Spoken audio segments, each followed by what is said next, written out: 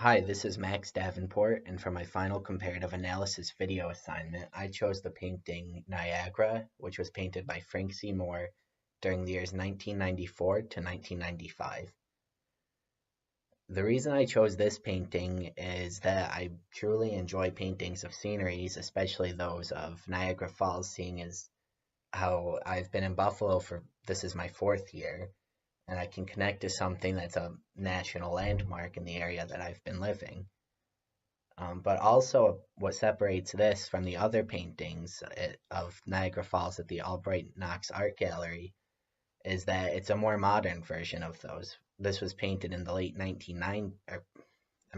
mid 1990s, and the other paintings were painted between the early 1800s and early 1900s before it had become such a booming site in terms of factories and construction work.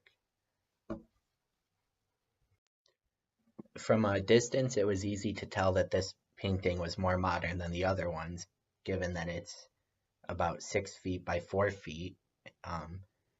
But it also had the person at the bottom left corner holding the old VHS recorder, which I thought was humorous because I remember my parents carrying one of those around when I was younger.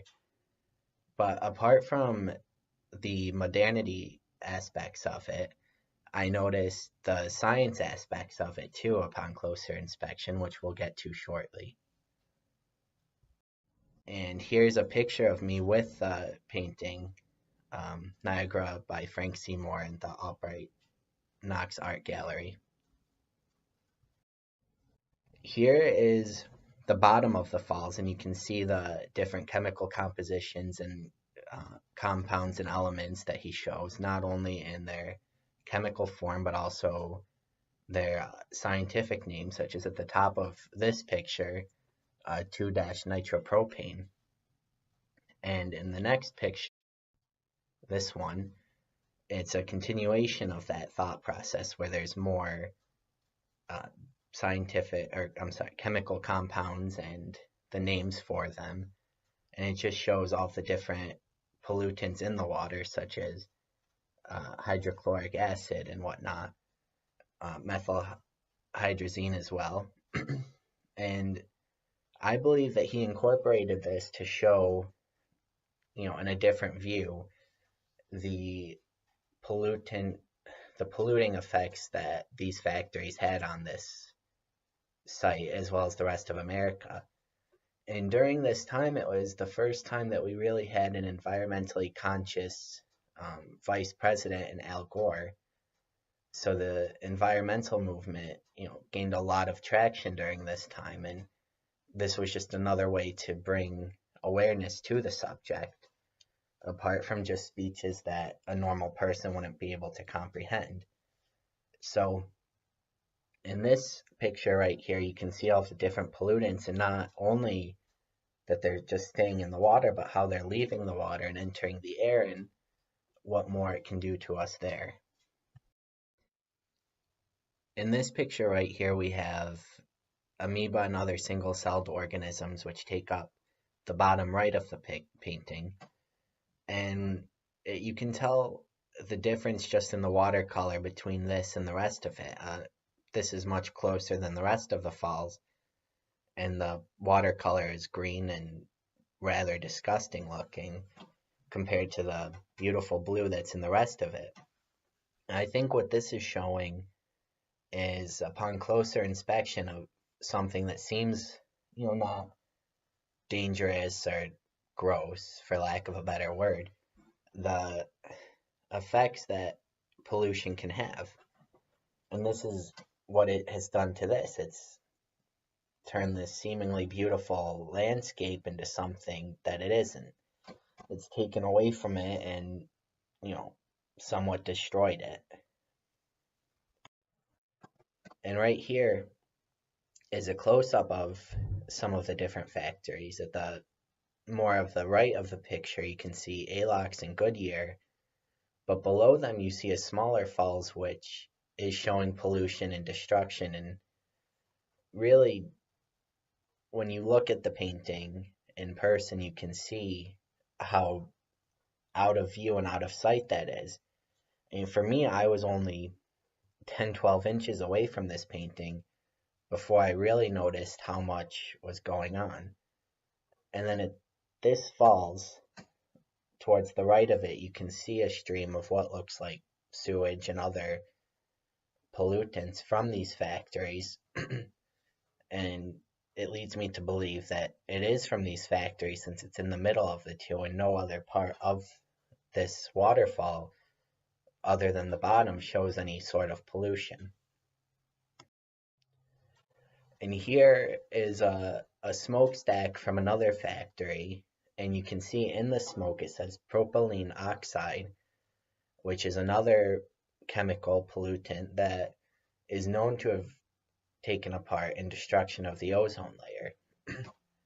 And this goes along with the way Frank Seymour used the water from the falls to show the different chemicals in it, and that he wrote the word, or he painted the word into the painting, and it shows not just the destruction of the water, which you can't determine or see as well, but more of the destruction of the air and how quickly all of these chemicals dissipate into the air. The point I think he was trying to make with this is not only are the pollutants in the water from these factories destroying the ecosystem on land, but the smoke pollution that's caused by these factories is also damaging the air, which at the time was something that nobody really thought of.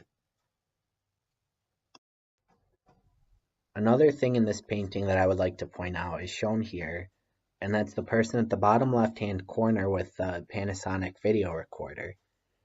Like I said before, this is similar to what my parents had when I was a kid, and I took it as another indication of the time period that Frank Seymour was in when he painted this and how we've moved on. When you look at the grand scheme of the painting, you can see that the way the person's hand is positioned, it's almost as if they're turning from left to right. And when you think of it that way, you notice how they'll pick up all of the signs of the pollution in this painting. The sewage coming from the waterfall on the left, and they'll eventually get the water with all of the pollution coming up from the water into the sky.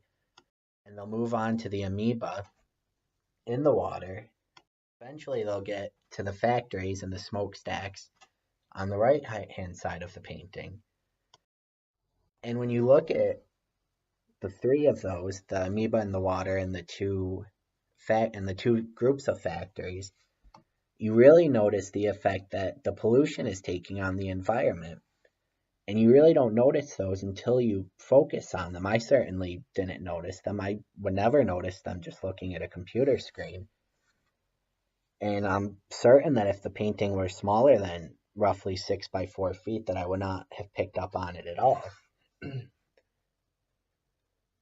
But when you look at it and you really focus on what's happening, another sort of message comes out, and that is that when we don't pay attention to things and look closely, we don't realize how quickly everything can change. And I think that is what Frank Moore was trying to get at in this, is, out of sight, out of mind. And that's, a true problem. Before I end this presentation, I just wanted to add a few closing remarks. One of them is about the theme of this painting, the identity that it brings to America, or should I say the new America. Similar to what I said before, when Al Gore was elected vice president behind President Clinton, it brought a high-ranking politician into a high-ranking office who could get out this message of pollution across the entire nation. And by doing so, he brought light into what we were doing to the environment and eventually what would happen to the rest of the world if we didn't keep it under control. And by using a cross between scenery art and surrealism, what Frank Moore did was he showed exactly what the consequences of this high level pollution were doing to the environment. Because I don't understand the science or the exact science behind all of the pollution that is shown in this painting, but I can certainly understand what's happening to the environment through it. And I'm sure that a lot of other Americans feel the exact same way. Because when I look at this, I see all of the different types of pollution in the water and the air. And I'm sure that other Americans do too. And without this visual picture, it would be difficult to, really see what was going on. And by combining those two styles of art, Frank Moore really did a good job of explaining what was happening to the rest of the world. And when Frank Moore painted this, it really did bring a new sort of art into the world. Other styles of surrealism didn't show, science on this scale. And then scenic paintings didn't show any science at all, really. So when he combined the two into this painting, it really does show how everything is combining into one, and mankind and nature, and how it coincides, if not collides, and what exactly happens. So thank you very much for watching this, and thank you for a great semester.